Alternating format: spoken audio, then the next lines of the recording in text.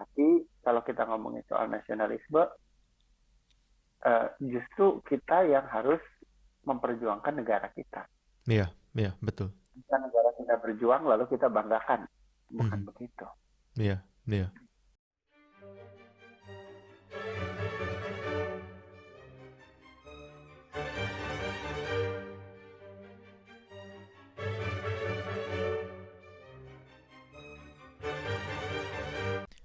Halo teman-teman, selamat datang kembali di podcast Pion Putih. Kemarin itu terakhir ngobrolin tentang apa? Yang Churning of the Sea versi Indonesia. Terus habis itu eh, cuman supaya nggak merasa inferior. Karena berarti kan kalau gunungnya dipindahin ke Indonesia berarti apa? Berarti mereka tidak inferior ke orang-orang Hindu yang di India gitu. Iya, betul. Hmm. Kalau kita lihat alter dari satu cerita, Hmm. ya, di mana cerita itu adalah bagian dari satu sacred text Hmm. Hindu. Eh, itu satu langkah yang apa ya? Eh, Satu langkah yang cukup berani kalau menurut saya, Oke. yang diambil oleh nenek moyang kita gitu ya. Hmm. Tapi kalau kita lihat juga nenek moyang kita mengambil itu karena itu cerita. Hmm. Eh, Istilahnya bukan bukan satu apa satu dasar iman yang akhirnya dirubah, bukan begitu. Iya. Karena ajarannya Hmm. mah tetap ajaran tetap. Cuman kalau kalau hal-hal yang berhubungan dengan origin, nah itu yang dirubah gitu. Hmm. Um, mungkin ya ini analisa saya. Iya. Nenek kita mungkin bukan nenek moyang secara darah maksud saya, tapi Hmm. nenek moyang secara bangsa gitu ya.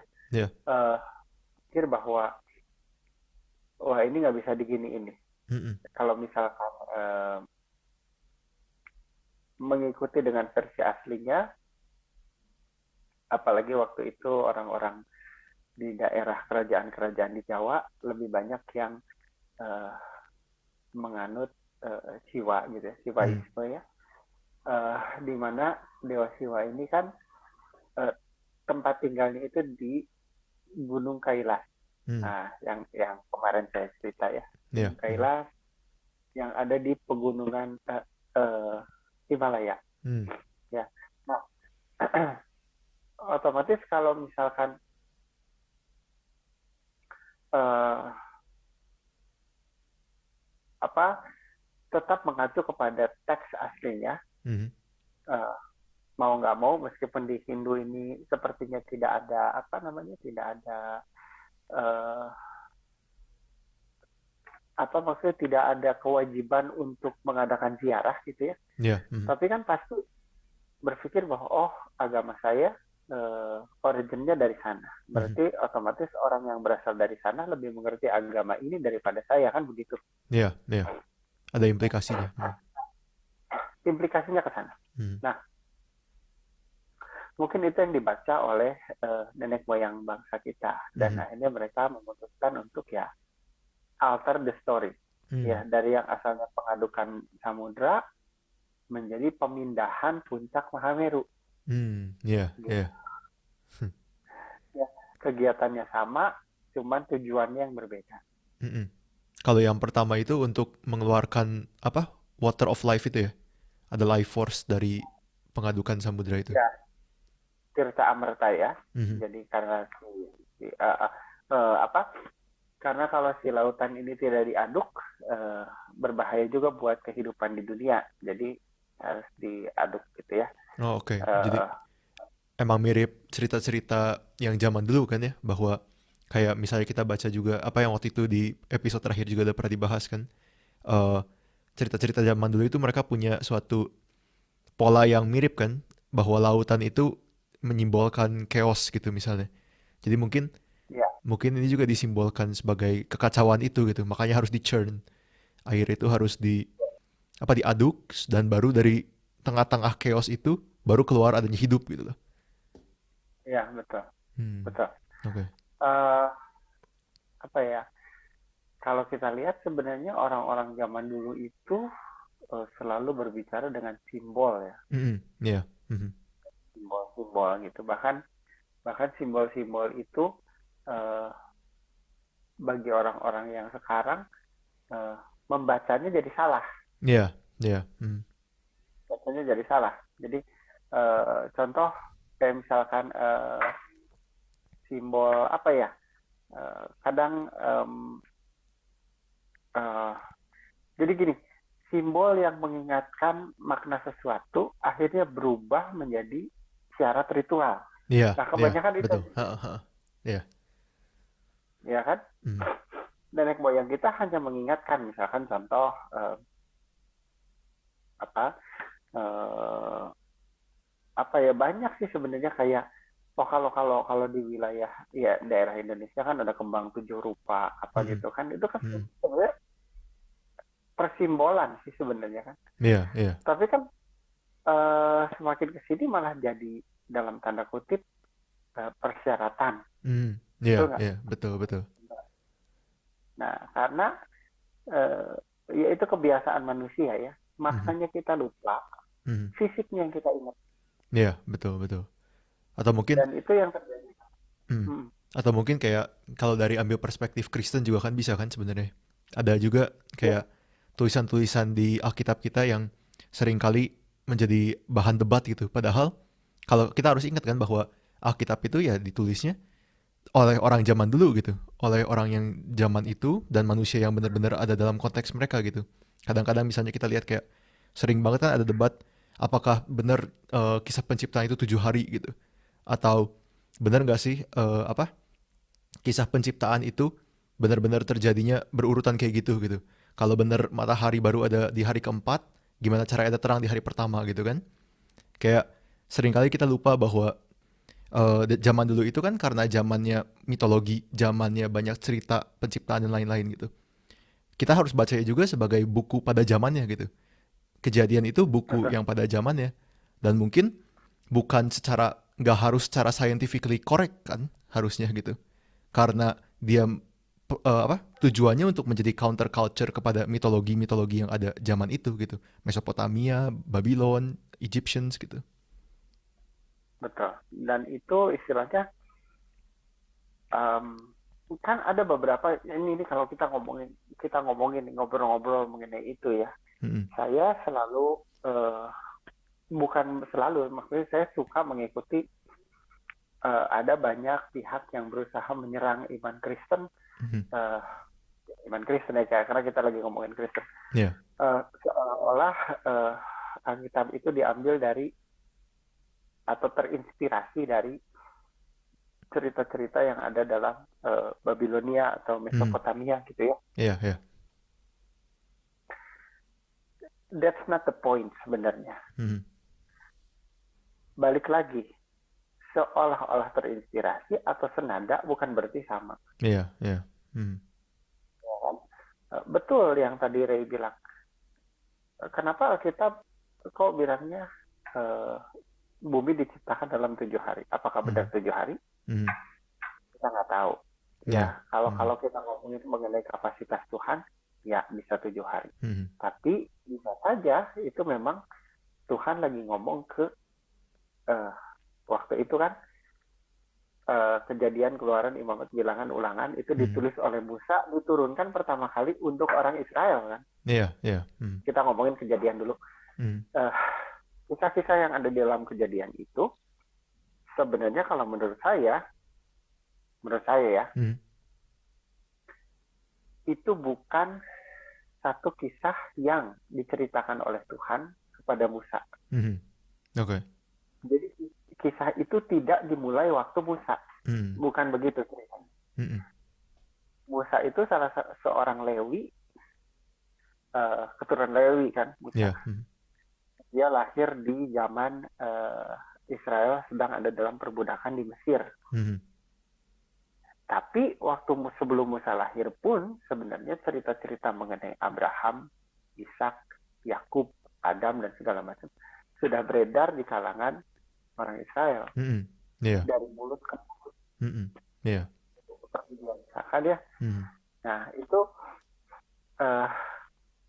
dan akhirnya menjadi satu kitab ditulis oleh Musa. Jadi sebenarnya kisah itu sudah ada gitu. Iya. It's circulated, Iya. kan? Apakah itu benar 7 hari? Intinya adalah Tuhan sedang berbicara kepada orang pada zamannya, sesuai konteks, sesuai dengan kapasitas mereka. Kan Iya, nggak mungkin betul. Tuhan nyerita Big Bang kan? Iya. Zaman dulu mana ngerti fisika, Iya, betul. ya, mereka ngerti prakteknya, tapi istilah-istilahnya berbeda. Gitu. Betul. Dan itu juga yang terjadi sama yang ada pada teman-teman kita Hindu gitu ya. Bagi saya agama-agama yang ada di dunia ini pasti punya value of truth, gitu ya. Terlepas dari ini, kita lepasin dulu nih predikat saya sebagai orang Kristen gitu ya. Tentu saja kalau kita ngomongin saya orang Kristen, menurut saya ya kita yang paling benar. Tapi kalau kita ngomong secara objektif, kita baca semua juga mengejarkan hal yang ada betul. Kebenarannya. Dan ada poin kebenaran di situ. Iya, betul. Nah, ada satu lagi nih yang lucu. Mungkin pernah main ke Bali, Ray? Iya. Pernah main ke Bali. Ada satu tempat pemandian yang sangat terkenal di sana, namanya Tirta Empul. Wah, nggak tahu saya. Ya, di sana ada Tirta Empul. Tirta kan berarti air. Ya, empul kalau nggak salah muncul gitu. Oke. Jadi menurut kepercayaan, air yang ada di Tirta Empul adalah air sungai dari Sungai Gangga. Dari Sungai Gangga, oke. Imagine that. Sungai Gangga kan ada di India. Di India. Ya? Dan ini menyembul di situ. Di Bali. Seperti kita ketahui, sampai sekarang orang-orang Hindu di India itu banyak menggunakan Gangga sebagai tempat mandi ya. Mandinya dalam artian bukan mandi secara fisik, tapi juga mandi secara spiritual. Cleansing gitu ya? Iya, membersihkan dosa dan segala macam. Terus di tepi sungai Gangga, kan sungai Gangga itu panjang sebenarnya, tapi ada satu kota namanya kota Varanasi. Ya, kota Varanasi itu salah satu kota yang one of the most venerated city of Hindus. Oh, oke.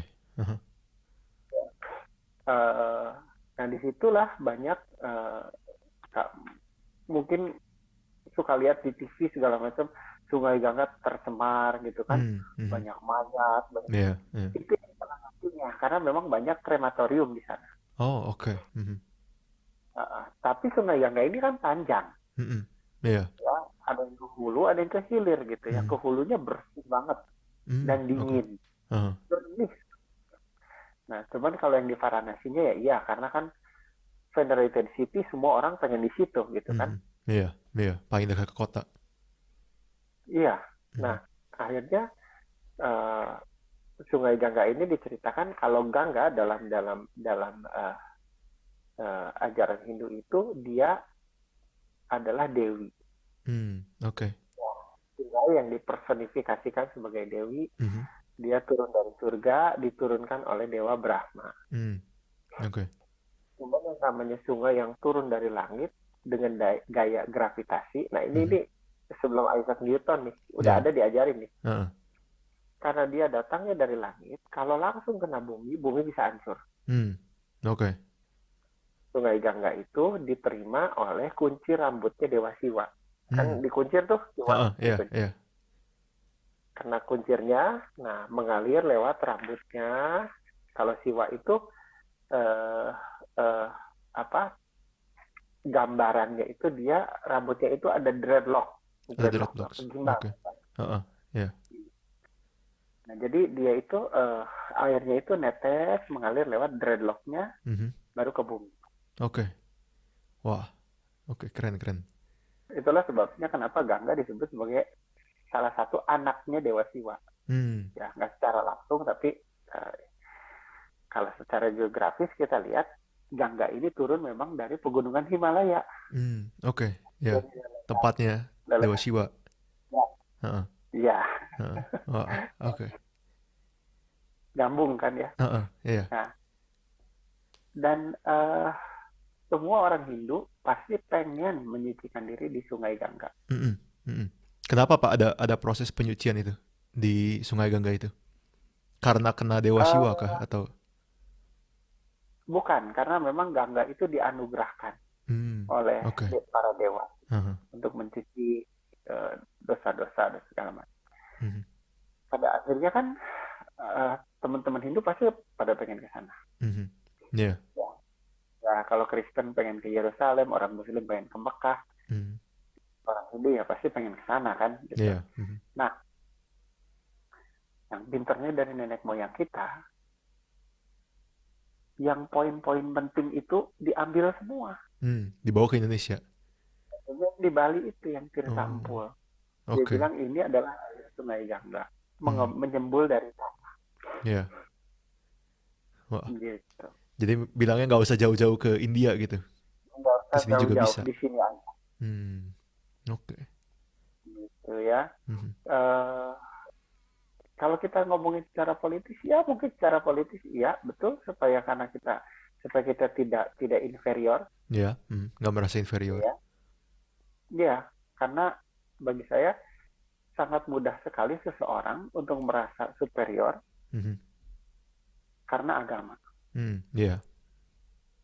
Karena agama ini sesuatu yang kamu tidak bisa rubah. Ya, contoh orang-orang Yahudi yang kebablasan.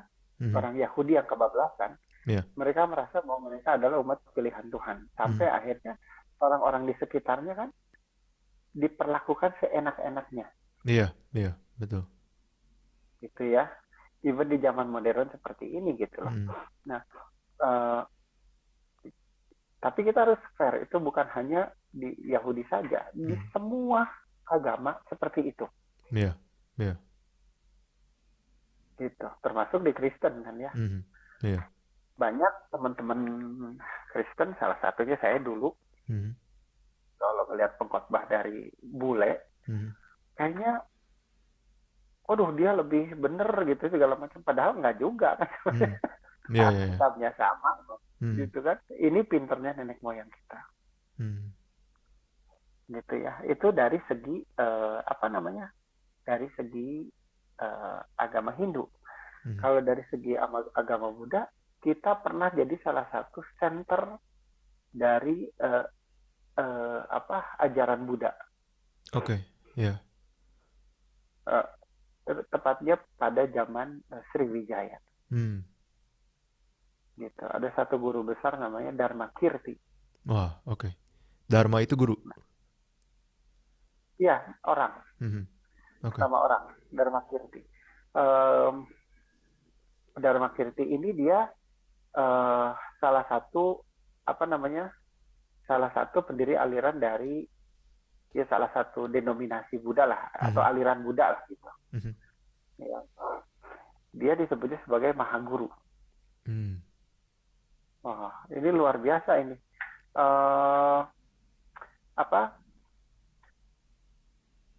Dia pernah belajar di Tibet, gitu ya. Terus dia juga adalah salah satu tokoh penting dalam aliran Buddha Mahayana. Mahayana, oke. Ya, Buddha itu kan ada Himayana, ada Mahayana gitu kan. Ada yang kalau nggak salah yang aliran jalan terang jalan terang kalau nggak salah. Bener-bener di venerated lah. Oke. Itu kayak beda-beda denominasinya ya? Beda denominasi. Dan kalau tapi itu salah satu aliran Buddha yang major di dunia sampai saat ini. Dipisahnya karena apa itu, Pak? Kalau misalnya Hindu kan karena ngikutin dewa mana, atau Kristen karena beda interpretasi Alkitab gitu. Kalau Buddha ini? Kalau Buddhis ini kan kebanyakan karena memang aliran. Satu aliran. kedua dari gurunya ya. Correct me if I'm wrong, teman-teman yang dari Buddhis boleh di komen juga. Uh, ada Himayana, ada Mahayana, bahkan ada beberapa sempalan-sempalan lah, ya sempalan. Aliran-aliran Buddha yang kecil-kecil, tapi itu juga nggak bisa dikatakan salah ya. Teman-teman dari Buddha juga nggak bisa bilang salah. Karena jangan salah teman-teman, mungkin banyak yang nggak tahu, namanya Buddha itu, dia itu pangkat, bukan nama orang loh. Oke. Buddha itu pangkat. Berarti orangnya mah namanya Siddhartha Gautama gitu, yang pertama itu. Siddhartha Gautama. Dan dia bukan Buddha yang pertama. Oke, bukan yang pertama. Wah. Dia adalah Buddha di zaman kita. Oh, oke. Dan dia, setahu saya teman-teman Buddha itu, Siddhartha Gautama atau Buddha Gautama itu bukan Tuhan. Oke. Jadi mereka tidak pernah menyembah Buddha. Ya, kalau mungkin kelihat di wihara ada patung Buddha besar, terus orang pegang dupa, nyo gitu ya, terus membungkuk menyembah. Itu bukan menyembah. Itu menghormati Buddha sebagai guru. Yeah. Yang mencerahkan, yang membebaskan, mendapatkan enlightenment gitu. Tapi bukan Tuhan.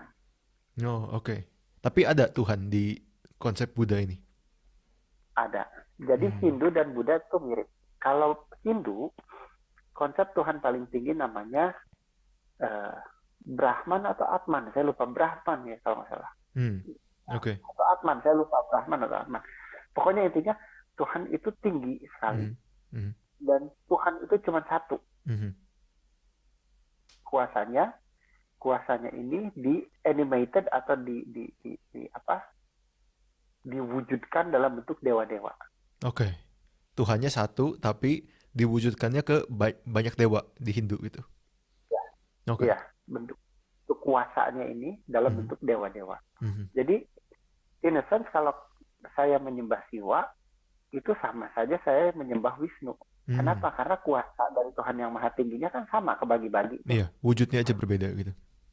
Ya, cuma saya nyembah yang sini gitu, sisi yang sini, gitu kan. Nah, itu Hindu. Nah, kalau kita berdasarkan sejarahnya, Buddha ini kan datang dari India. India. Waktu itu juga memang Siddhartha Gautama belajar dari banyak resi. Yang kemarin saya cerita resi ya, resi Maharesi. Beliau juga waktu mencari jalan jalan terang atau jalan pembebasan atau jalan pencerahan, beliau juga banyak mengikuti ajaran-ajaran dari resi-resi yang berbeda. Ya, Sang Buddha juga banyak pernah mengalami yang namanya menyiksa diri juga pernah. Gitu kan, ada aliran-aliran yang begitu kan, yang untuk mendapatkan pencerahan itu menyiksa diri, menyiksa fisik. Kenapa itu Pak kira-kira? Ya memang karena ada ajarannya sih yang kayak begitu. Manusia kan mau tidak mau, manusia di dalam dirinya itu ada nilai-nilai kebenaran sebenarnya, cuman kadang dimaknainya yang salah gitu kan. Kalau di Kristen kita selalu bilang roh memang penurut tetapi daging lemah. Tuhan Yesus kan ngomong begitu. Tapi bukan berarti kan Tuhan bilang kamu harus membenci tubuh kamu, nggak ada loh. Tapi dalam aliran Kristen sendiri ada aliran yang meskipun kecil mereka menyiksa diri sendiri. They chastise themselves. Hampir tiap hari mereka mencambuk diri sendiri loh. Seakan-akan tubuh itu yang jadi masalah ya, yang jadi jahat itu gitu. Iya, seolah-olah tubuh kita ini yang jahat gitu loh.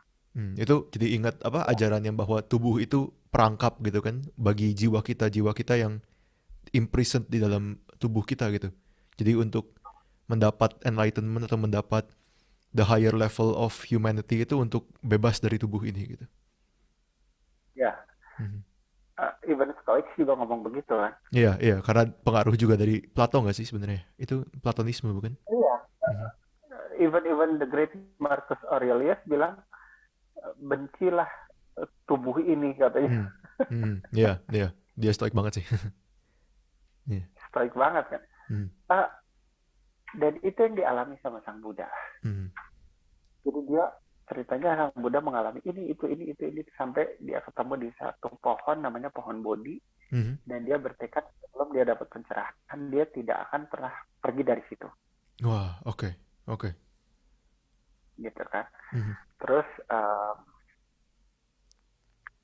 istilahnya Sang Buddha akhirnya bermeditasi dan akhirnya mendapatkan pencerahan.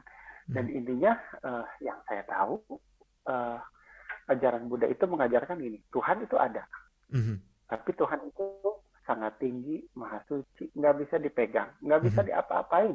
Oke. Hmm, Dia punya kehendak sendiri, hmm, nah, dan kita juga sudah ada lewat kehendak dia. hmm, Tapi yang kita bisa apa istilahnya, yang kita bisa rubah itu adalah diri kita, hmm. bukan Tuhan. Iya, oke. Jadi gimana caranya kita bisa lepas dari lingkaran penderitaan atau lingkaran reinkarnasi adalah dengan cara mendapatkan pencerahan. Hmm, oke. Jadi mikir apa? Karena maksudnya yang saya tahu itu Buddha itu kan dia ada ceritanya bahwa dia ketemu orang-orang yang menderita gitu kan. Ada orang yang miskin sampai kelaparan, ada orang yang kena penyakit apa gitu nggak salah. Terus habis itu terakhir sampai ada orang yang meninggal dan akhirnya dia yang tadinya crown prince dia bilang wah ini dunia ini nggak bisa kayak gini gitu. Jadi dia meninggalkan jabatannya untuk bermeditasi gitu kan. Mm-mm. Jadi kayak mungkin akhirnya di apa untuk dia bilang kita harus cari enlightenment itu mungkin karena dia melihat gimana ya eh, hidup ini penuh penderitaan, hidup ini penuh penyakit, penuh sakit gitu, penuh ke menderita dan kita nggak bisa ubah situasi di sekitar kita gitu kan. Yang bisa kita ubah diri sendiri gitu. Jadi kalau kita punya desires kita suppress desires itu atau kita ganti desires itu gitu. Jadi karena yang kita bisa kontrol diri sendiri, ya kita kontrol diri sendiri dan jangan coba kontrol luar gitu. Mirip ajaran stoicisme juga kan? Apa kayak gitu maksudnya? Ada bagian-bagian yang mirip ya, maksudnya kalau stoik kan ya terima aja yang nggak bisa dirubah. There are things Iya, that we cannot change. yeah, amor The fati. things ya yang Mhm. kita bisa, uh, the things that we can change, that is our focus, kan begitu. Ya, cintailah takdir gitu. Ya udah aja, kalau takdir ya udah terima aja. Tapi kan di dalam takdir itu kan ya istilahnya kalau kalau stoik kan bilang uh, apakah ada free will apa tidak, Mhm. apa hubungan free will dengan takdir. Kita itu seperti anjing yang dirantai di belakang kereta kuda. Iya, iya. Kereta kudanya akan berjalan, yaitu takdir. Mhm. Tapi apakah yang anjing itu lakukan, apa akan melawan arahnya atau Mhm. mengikuti saja, Mhm. itu apa yang kita lakukan gitu. Iya, Bisa nggak iya. kita untuk melawan takdir? Bisa, tapi Mhm. kita akan menjalani takdir dengan cara yang kesiksa kan, Iya, karena iya. berusaha melawan. Makanya ajarannya cintailah aja, ikutin gitu. Cintailah Iya, takdir gitu. ikutin. Mhm. Nah, kalau Buddha ini kan ajarannya selama kita punya ikatan dengan dunia ini, Mhm. selama kita punya dalam tanda kutip hutang dengan dunia ini, kita kan selalu bereinkarnasi Oke, oke. untuk membayar itu. Mhm. Dan orang yang mendapatkan enlightenment, Mhm. dia adalah Buddha. Hmm. Not necessarily only Buddha Gautama. Mhm. It could be you and me. Oke. Meskipun dia agamanya bukan Buddha. Mhm. Mhm. Ya, Mhm. that man could be a Christian. Iya. Hmm. Tapi kalau dia dapat enlightenment, dia disebutnya Buddha. Oh, oke. In terms of Buddhis ya, Mhm. Mhm. gitu. Jadi kalau Buddhis yang benar-benar Buddhis, mereka memang tidak punya keinginan untuk menyebarkan agama gitu. Iya. Kenapa? Karena semua orang bisa jadi Buddha. Iya, iya. Doesn't matter gitu statusnya apa gitu, nama panggilannya apa gitu. Ya, Mhm. kamu Kristen, kamu Muslim, kamu Hindu, Mhm. kalau kamu dapatkan pencerahan, Mhm. ya kamu jadi Buddha, gitu kan? Mhm. Cuman umat Buddha ini diajarkan oleh Buddha Mhm. jalan-jalannya kan begitu. Oke. Dan jalannya itu untuk mencapai pencerahan itu harus lepas ikatan dengan dunia, terus apa lagi? Desires gitu ya? Ada tentang desire gitu ya? Ya, desire. Mhm. Makanya ada beberapa pantangan kan yang nggak boleh, bener kan? Di Mhm. Buddha tuh jangan judi, jangan Alkohol. mabuk kan, Mhm. Mhm. nggak boleh kan. Ada beberapa yang lain, saya lupa 5 pantangan atau berapa pantangan lah. Mhm. Eh, itu yang paling penting gitu Mhm. kan. Tapi kalau pengen lebih dalam lagi, eh, kita lihat kayak seseorang yang mungkin coba untuk jadi biarawan, Mhm. itu kan digundulin, terus Mhm. alisnya juga dilepas, Mhm. terus mereka juga ada upacara di mana mereka izin dan lepas dari orang tua, Oke. melepaskan ikatan. Mhm. Mhm. Ya, dan itulah sebabnya kenapa biksu tidak menikah. Kalau Mhm. menikah kan ada ikatan, Iya, iya. Oke. gitu ya. Jadi Dengan melepaskan ikatan. uh-huh. Dengan tubuh sendiri itu juga harus lepas gitu. Jadi maksudnya untuk mereka mencapai enlightenment ini itu masuk nirvana kah atau gimana? Nirvana itu kalau saya bilang sih ini yang saya pelajarin ya, Mhm. mungkin bisa salah. Alam Buddha itu ada di atas nirvana. Kalau nirvana kan surga ya. Mhm. Kalau Oke. alam Buddha itu di atasnya lagi. Karena eh, seseorang kalau kalau menurut ajarannya Mhm. kita, eh, kalau kita berbuat baik gitu kan kita bisa reinkarnasi. Seseorang bisa direinkarnasi jadi dewa. Oh, oke. Dewa nanti ya. Dan dewa juga punya umur, jangan salah. Mhm. Mhm. Saya lupa berapa juta tahun gitu. Mhm. Terus nanti dewanya kalau udah habis waktunya ya dia reinkarnasi lagi. Hmm. Tergantung kehidupan dia waktu jadi dewa. Apakah dia baik, apakah nggak baik. Kalau nggak baik ya dia bisa jadi manusia, bisa jadi iblis, bisa jadi binatang, bisa jadi Hmm. tumbuhan. Oke, oke. Gitu. Uh, so in a sense, teman-teman Buddhis dan Hindu sebenarnya mereka percaya bahwa hidup ini adalah ujian. Mhm. Jadi kalau kamu nggak lulus ya kamu remedial kan gitu. Hmm. Ya, remedial. Reinkarnasi betul kan, Mhm. Ya. remedial, tapi ya Mhm. memang ada konsekuensi kan begitu. Mhm. Nah, mungkin berbeda dengan agama-agama yang baru-baru kayak Kristen, Islam gitu ya, Mhm. Mhm. ajarannya kan berbeda. Tapi nggak masalah, itu kan memang kepercayaan masing-masing. Mhm. Nah ini uh, kita itu sempat jadi center ajaran Buddha di dunia, Hmm. Oke. ya waktu Indonesia. zaman Sriwijaya, Mhm. Indonesia, waktu Mhm. zaman Sriwijaya. Uh, Bahkan ceritanya kalau kalau bersejarah waktu itu ada biksu yang dari China Mhm. mau belajar agama Buddha ke India, Mhm. singgah di Sriwijaya. Wah, oke. Lalu Mhm. dia menulis kan, oh ternyata kerajaan di yang namanya Sriwijaya ini kerajaannya sangat makmur gitu kan. Mhm. Seperti ditulis di situ, semuanya orangnya bajunya bagus-bagus, berbalut emas dan segala macam. Dan ditulis di situ bahwa di sini ada satu sekolah tinggi Mhm. agama Buddha. Ya, uh, guru besarnya itu Dharma Kirti itu. Hmm. Dan dia malah menulis ke kaisar Mhm. bahwa dia punya rekomendasi. Rekomendasinya apa? Uh, Buat biksu-biksu yang mau belajar agama Buddha Mhm. ke India, boleh tinggal selama 2 tahun dulu belajar di Sriwijaya. Wah, oke. Gitu. Ya, belajar di Sriwijaya gitu kan. Mhm. Nah, jadi apa ya, budaya negara kita dan Mhm. nenek moyang bangsa kita adalah orang-orang yang memang luar biasa ya. Mhm. Bukan hanya terjadi akulturasi, tapi malah mengembangkan. Iya, bahkan meneliti. iya. Mhm, Salah satu ini yang lagi rame di Indonesia adalah salah satu 7 keajaiban dunia ya, Borobudur kan. mhm, mhm.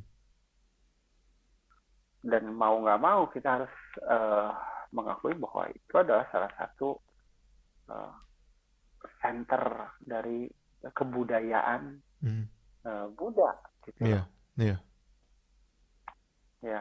Nah itu sih, jadi apa ya,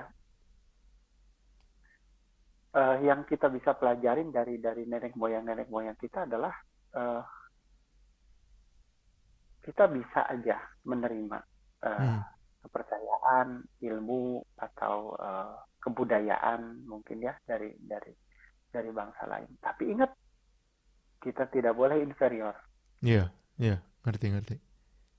gitu ya. Warna kita harus tetap Indonesia gitu. Mhm, mhm. Warna lokalnya harus tetap ada. Kita harus apresiasi bahwa meskipun agamanya sama, tapi kita tetap lokal gitu. Ya betul. Sebenarnya itu sih yang harus dicontoh dari uh, nenek moyang bangsa kita ya. Mhm, Ya saya sih tidak merujuk pada satu agama tertentu, cuman uh, apa yang dilakukan oleh nenek moyang bangsa ini memang satu langkah yang brilian ya menurut saya gitu ya. iya. Mhm, Uh, Ajaran agama yang dianggap benar memang itu diterima dengan mhm, baik, tapi hal-hal yang berpotensi membuat kita inferior plus tidak esensial itu bisa mhm. dirubah, bukan dirubah lah, disesuaikan lah Iya, iya. Oke. ya. Mhm, Jadi sebenarnya ini satu spirit yang sama dengan yang Bung Karno bilang, mhm. kalau kamu jadi Kristen jangan jadi orang Barat, kalau kamu jadi Muslim jangan jadi orang Arab, kan gitu kan. Iya, iya. Iya gitu, kalau kamu Mhm, jadi orang Hindu jangan jadi orang dia gitu kan. mhm. Satu spirit yang benar-benar itu ya, apa? eh Silakan gitu jadi Kristen, jadi Hindu, jadi Buddha, jadi Islam gitu. Tapi jadi orang Indonesia juga kan. Bukan Iya berarti betul. karena agama kita apa, kita ikutin eh apa? Jadi ras orang lain gitu. Jadi nation orang lain gitu. Hmm. Betul. Kita masing-masing punya jati diri sendiri, Hmm. punya budaya sendiri. Hmm. Nah, selama budayanya memang tidak bertentangan ya, kenapa harus dirubah gitu ya? Ya. Hmm. Kenapa harus diganti gitu kan? Hmm. Seolah-olah bahwa sepertinya kebudayaan kita inferior dibandingkan dengan kebudayaan luar, yang enggak juga gitu. Hmm. Hmm. Ya, um, bagi saya uh, satu negara bisa berkembang kalau punya pride, uh, rasa memiliki. Nah, Hmm. kan nasionalisme itu salah satunya di dalamnya itu adalah national pride, Ya. bangga Hmm. sebagai satu bangsa gitu kan. Hmm. Uh,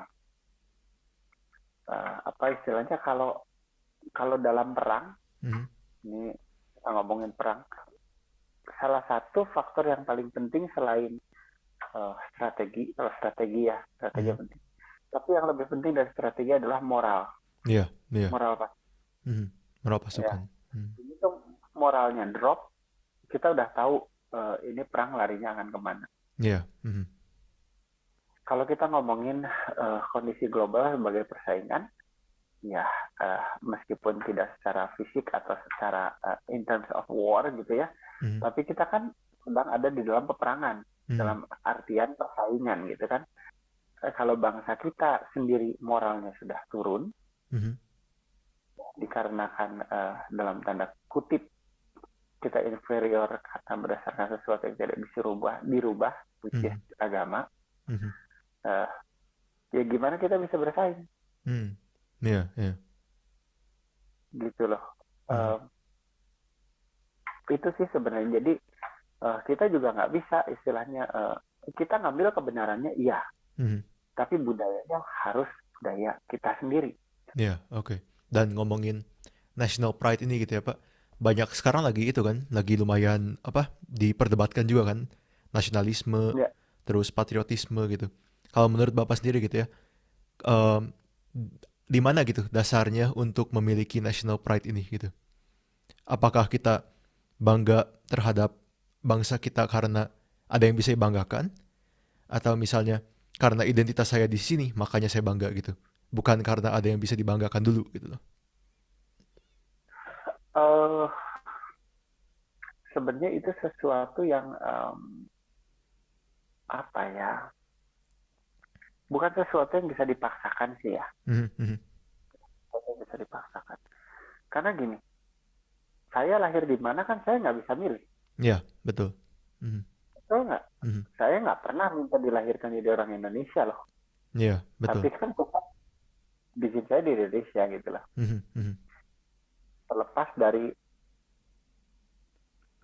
apa yang seharusnya kan kalau orang bilang seharusnya kamu lahir di Indonesia, Mhm. ya kamu harus cinta Indonesia dong. Ya terlepas dari itu ya, itu sesuatu yang memang harus diajarkan, Hmm, harus oke. diajarkan, harus ditanamkan gitu kan. Mhm, mhm. Jadi pertanyaannya itu sama kayak begini, kenapa saya harus membela keluarga saya? Mhm, mhm. Apakah karena keluarga saya memang punya sesuatu yang harus dibela, Mhm. atau karena saya lahir di keluarga itu? Ya, betul. Ya karena saya lahir di keluarga itu, betul nggak? Mhm. Oke, oke. Iya, soalnya ini juga menjadi satu pertanyaan yang lumayan digumulkan gitu ya, karena sama saya pribadi gitu, apalagi udah pindah ke Jerman gitu. Saya ngerasa justru pindah ke Jerman, justru pindah ke negara orang lain itu bikin saya lebih cinta Indonesia gitu kan. Karena ya emang ditumbuhkan, didewasakan di Indonesia gitu istilahnya. Cuman jadi kepikiran gitu. Kenapa? Kenapa namanya cinta bangsa itu? Karena kalau misalnya dibilang, kalau saya nanya gitu ya, kadang-kadang jawabannya lumayan simpel gitu, lumayan sederhana. Ya kalau nggak cinta Indonesia, cinta negara apa gitu kan? Ya kalau menurut saya pribadi ya itu nggak terlalu menjawab gitu kan. Itu mah secara logika ada errornya gitu. Ya bukan berarti saya, kan bisa aja saya nggak cinta negara apa-apa gitu.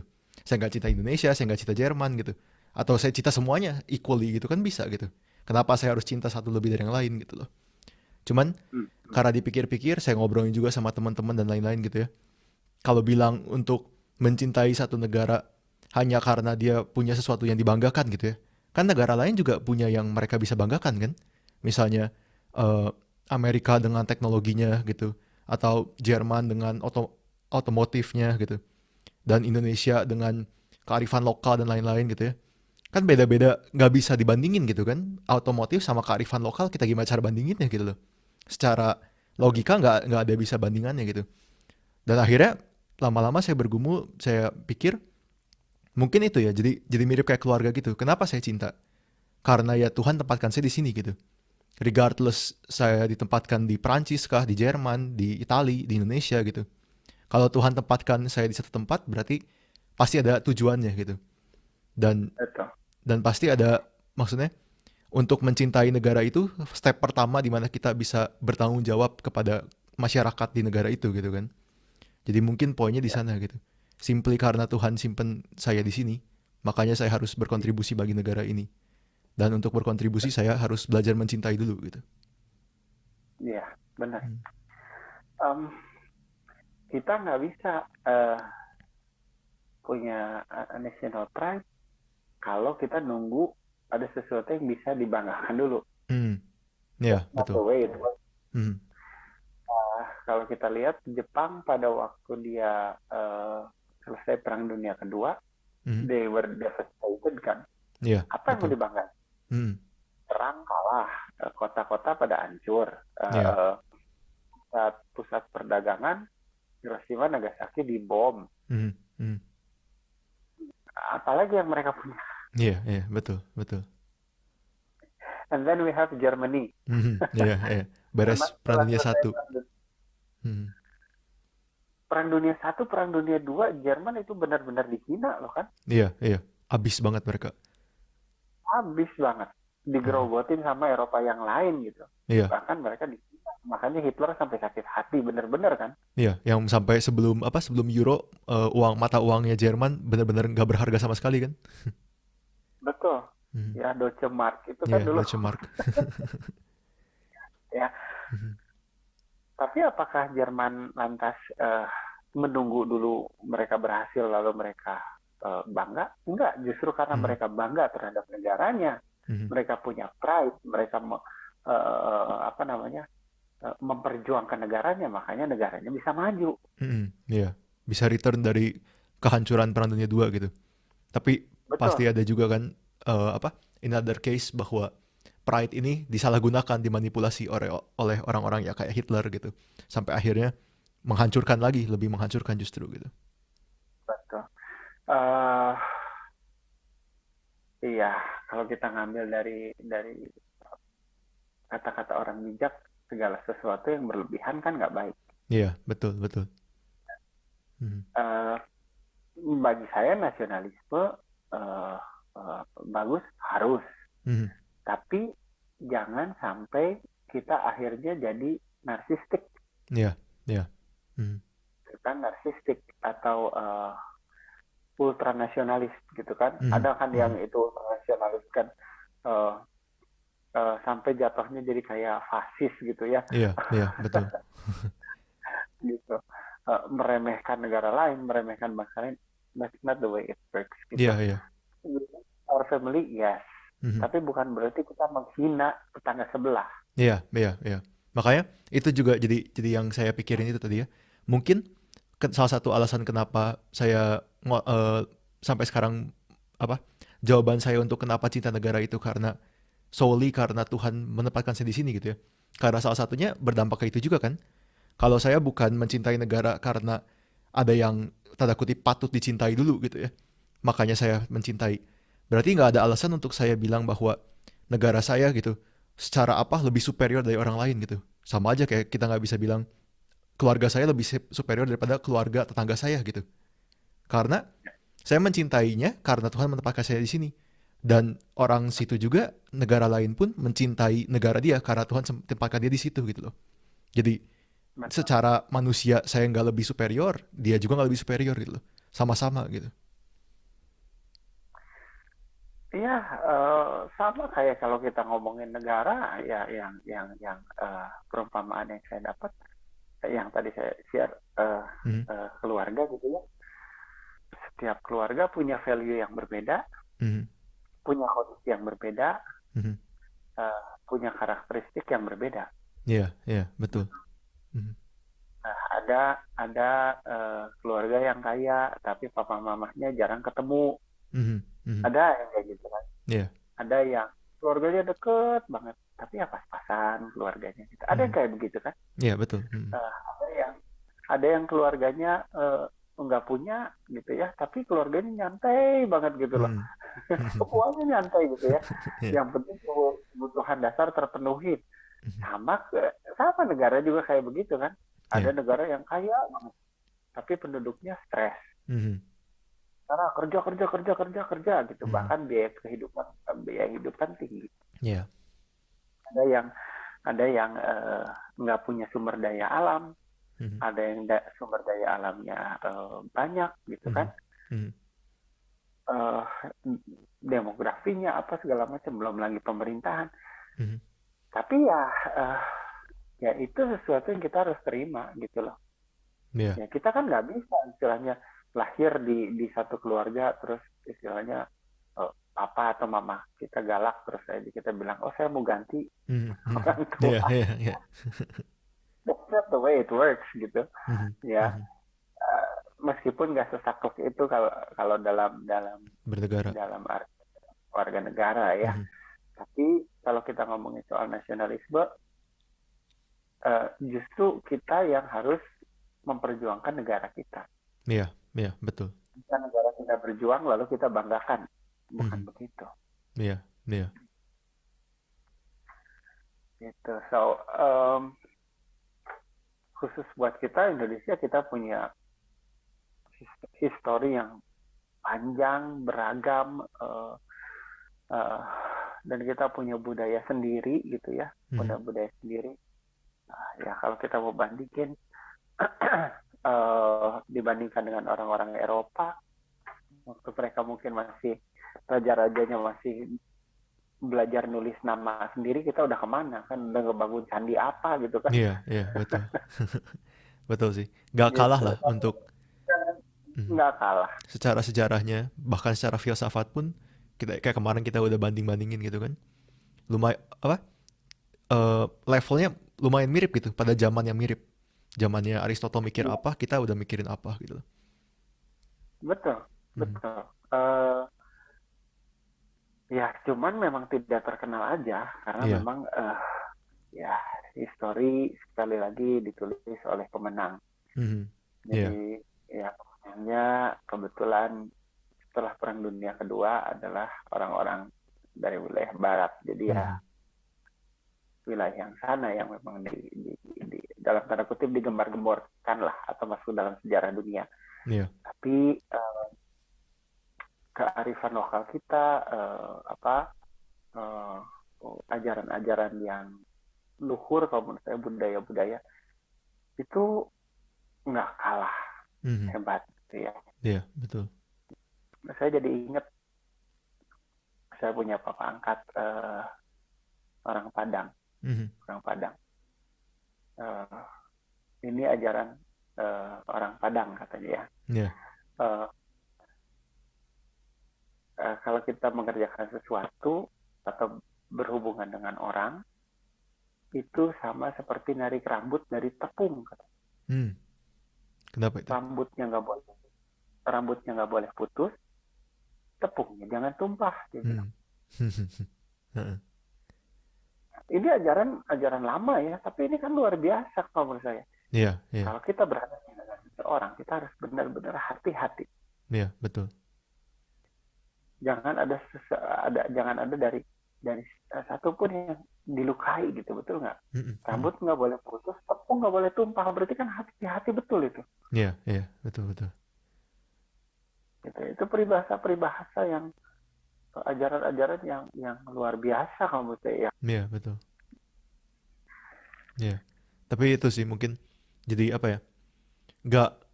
Nggak kalah layak untuk dipelajari gitu sejarah Indonesia itu.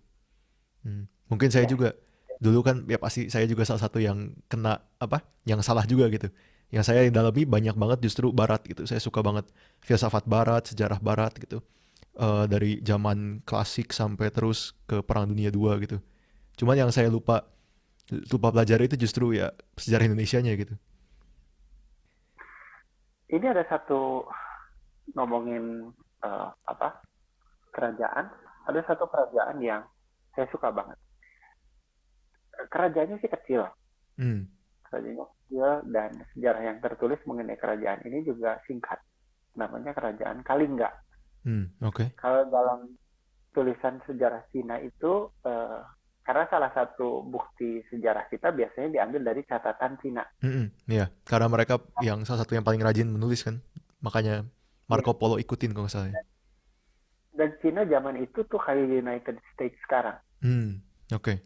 Jadi kalau yang di wilayah Asia punya raja, pasti dia ngirim envoy dulu ke sana. Oke. Minta restu raja ini, gitu. Bahkan ada sejarah yang saya baca, Korea itu adalah negara vasalnya China. Wah, oke. Ya, makanya kalau lihat film-film Korea, bentuk baju kaisarnya Korea, rajanya itu mirip kayak kaisarnya Cina. Iya, iya. Cuman dan dia ada emblem naganya kan. Cuman itu tuh emblem naga itu tidak boleh dipakai oleh siapapun kecuali oleh kaisar Cina. Tapi kaisar Korea waktu itu dibolehkan sama kaisar Cina. Oke.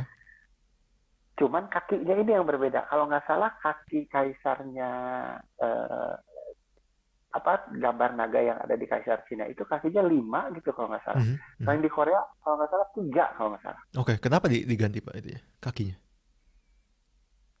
Jadi memang ini gambar kaki naga itu menandakan. Jadi kalau kaisar itu ada 5, nah di bawahnya ada yang 3. Itu mungkin pangeran atau apa gitu. Pangkatnya ya. Pangkatnya iya. Tapi masih keluarga kerajaan. Iya, iya. Keren sih. Jadi Cina itu kan negara besar waktu itu ya. Ya. Bahkan Jepang Termasuk. juga di bawah China gitu kan. Korea selalu begitu ganti raja selalu datang utusan dari Ming katanya. Kalau Ming kita tahu kan China kan. Indonesia juga begitu. Betul. Ya, Sriwijaya, Majapahit selalu kirim envoy ke sana. Dan envoy yang dari China ke sini juga selalu menulis. Jadi ada kerajaan apa di mana itu ada. Dan salah satu bukti sejarah yang kita selalu pakai adalah tulisan dari Cina. Nah, kerajaan Kalingga ini ditulis namanya kalau dalam catatan China itu Holing. Holing, oke. Holing. Itu sekitar abad ke 7 apa 9 saya lupa. Sekitar abad-abad begitu. Penguasa yang paling terkenal namanya Ratu Sima. Iya. Ya, Ratu Sima ini dia jadi ratu bukan karena turunan kerajaan, bukan. Tapi karena suaminya ini raja, dia meninggal, anaknya belum bisa naik karena masih kecil. Masih kecil. Jadi regent gitu dianya. Ya, jadi dia kayak PLT lah. Iya. Ya. Tapi dia ngambil nama Ratu Sima. Sima tuh singa. Oke. Jadi masih lihat power. Kerajaan kecil ini salah satu kerajaan yang thrive gitu ya. Thrive. Waktu itu berbarengan dengan ada Sriwijaya, terus di sebelah baratnya udah mulai ada tuh di Jawa Barat kerajaan-kerajaan yang lain gitu kan. Nah, Ratu Sima ini sangat terkenal dengan pemerintahan yang adil. Iya. Pernah dengar sih juga. Ya. Ada waktu itu ceritanya dicoba kalau nggak salah. Ini dari salah satu sumber yang saya baca. Dari Arab apa dari Persia saya lupa. Mau nyerang. Ya, oke. Kalingga kan. Terus pas dilihat, tapi sebelum diserang, dia lihat dulu kayak spy gitu kan. Ya, pasti dia lihat dulu kondisi seperti apa. Terus menurut berita yang ada bahwa kerajaan ini adalah kerajaan yang sangat adil. Terus mungkin pernah dengar ceritanya ya, si utusan ini dia nyimpen kantong uang. Kantong uang di tengah jalan. Terus sampai satu waktu si anak Ratu Sima ini setelah berapa tahun? 2 tahun kalau nggak salah, apa berapa bulan saya lupa lah. 2 tahunan kalau nggak salah. Anak dari Ratu Sima ini lewat nyentuh si kantong uangnya. Kantong uang itu. Lalu si utusan ini yang dari kerajaan lain ngadu ceritanya ke Ratu Sima. Ini anak kamu mau ngambil apa yang bukan jadi miliknya. Padahal itu putra mahkota. Apa yang dilakukan sama Ratu Sima? Ya udah, sesuai dengan hukum, bunuh aja udah. Iya. Hukum mati. Iya, nggak ada ampun gitu kan. Sampai akhirnya para menteri minta supaya diberikan pengampunan. Tapi kalau nggak salah waktu itu apa jarinya atau kakinya yang dipotong. Iya, dipotong, saya juga ingat ya. Tangannya dipotong atau apa gitu. Ya. Bayangin. Kalau kita ngomongin Kalingga waktu itu. Iya. Ya, mungkin kan itu disebutnya kerajaan Hindu-Buddha gitu ya. Ini adalah salah satu bentuk keadilan. Di mana hukum benar-benar ditegakkan gitu ya. Iya. Bahkan itu putra mahkota loh. Kalau sekarang mungkin setara putra presiden kan. Iya, betul. Gitu. Dan itu pun bikin kejahatannya nggak sengaja. Iya. Dan itu juga mau ngambil, dia cuma ketendang gitu loh. Iya. Jalan raya gitu ya, siapa orang yang mau lewat, mau lihat kan. Tapi ya itulah keadilan gitu. Nah, ini dari kerajaan kecil ini satu kerajaan kecil nenek moyang bangsa Indonesia. Kita tahu bahwa bangsa ini punya value yang tinggi sebenarnya. Iya, iya.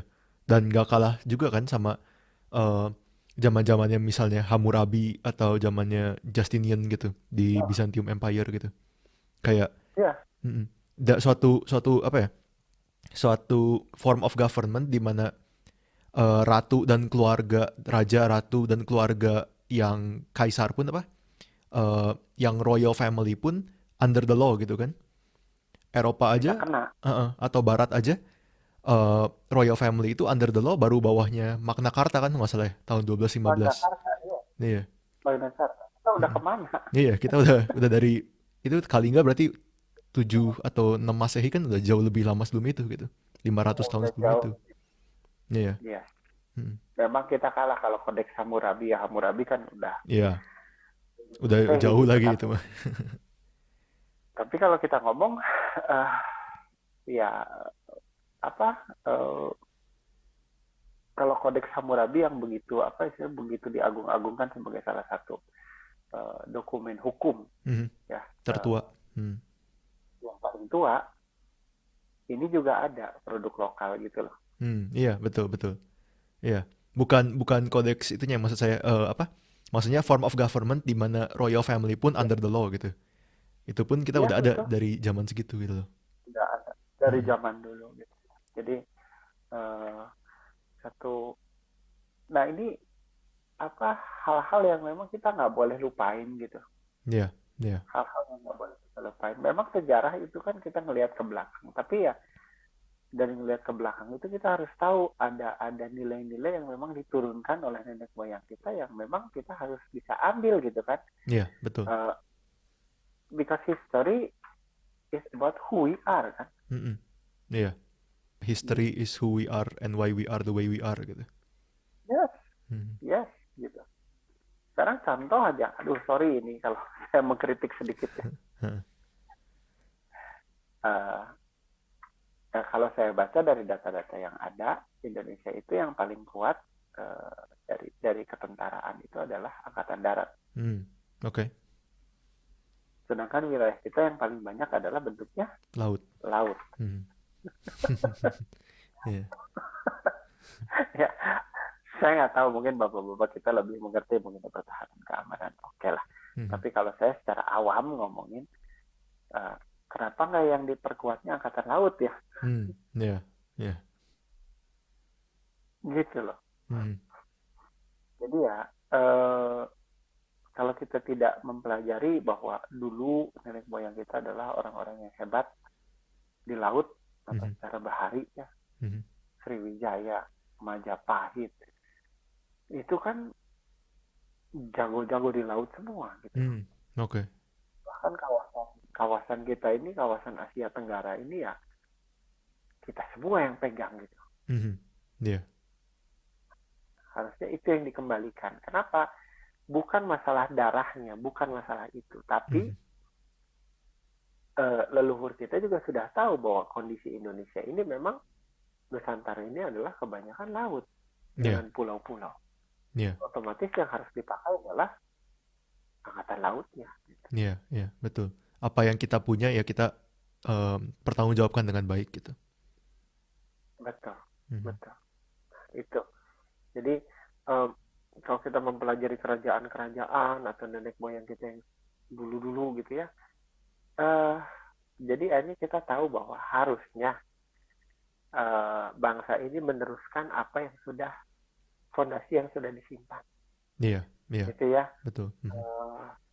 Jangan sampai apa yang terjadi dari sejak ya ini kita ngomongin setelah merdeka. Kita kan punya 7 presiden nih ya. Iya. Dari yang sebelum-sebelumnya kalau ganti pemimpin itu ganti program.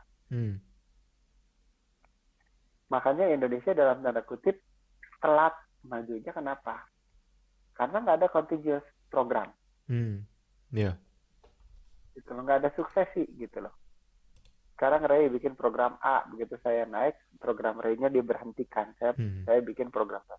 Gimana caranya bisa satu negara dibawa maju hanya dalam waktu 5 tahun atau maksimal 10 tahun? Iya, 5-year cycle yang terus diulang-ulang lagi gitu. Dari nol lagi, dari nol lagi, dari nol lagi. Nggak mungkin. Iya, iya. ada suksesi. Mhm. Tuh. Dan suksesi itu akan jauh lebih efektif kalau pengetahuan yang sudah di acquire oleh leluhur kita itu diteruskan gitu, Iya, nggak iya, terputus. betul, betul. Mungkin sebagai pemimpin lebih baik kalau kita set aside ego kita untuk menyimpan legasi apa yang saya pernah bikin sendiri gitu secara pribadi. Tapi untuk apa? Kebaikan masyarakat yang lebih luas, apa yang baik-baik dari sebelum kita ambil juga gitu loh. Dan teruskan gitu. Betul, betul. Mhm. Pemimpin ya seharusnya tidak terlalu memikirkan mengenai gini. Kalau pemimpin sudah memimpin dengan baik, Mhm. legacy itu akan timbul sendiri. Iya, iya. Legacy will Bukan take care of menjadi itself lah. Mhm. yes, Iya, gitu lah. oke. Mungkin kita sampai sini dulu Pak untuk yang episode kali ini. Boleh, nanti sebentar lagi kita bakal lanjut lagi kok, udah pasti itu.